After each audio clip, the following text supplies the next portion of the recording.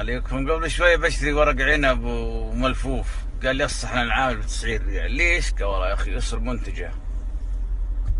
انت يا مصالح ويا ام علي، ترى اننا ندعمكم مو معناته اننا نصير على الحديده. كل شيء رخص عقب انخفاض اسعار النفط بالسعوديه الا التتن ومنتجاتها الاسره منتجه. معقول يا ناس؟ أنتم يا الأسرة منتجة عقب الجشع اللي حاصل، ترى التعاطف الشعبي معكم بدأ يتآكل. دجت الناس مو معقولة. كيكة حرج سوداء ب 2008، ليش؟ والله كيكة عسل ذي مع التوصيل طبعا ب 2008، يعني عند ربك هي ب 2005 وصارت ب 2008 300. اتركونا من الكيكة وشوفوا بركم علوك. أنا لما هذه من صباح الله ويتصفوا علوك، الكرتون 3 ريال علك ذا، شوفوا سعره بكم.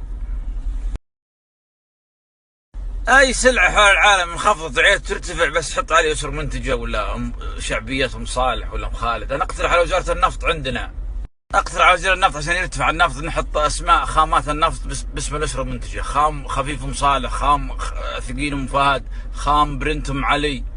فيا ام صالح وانت وخويات اهدى من كذا الاسعار، تراكم الاسره منتجه للاكل مو بالاسره منتجه للنفط. شوي شوي على الناس.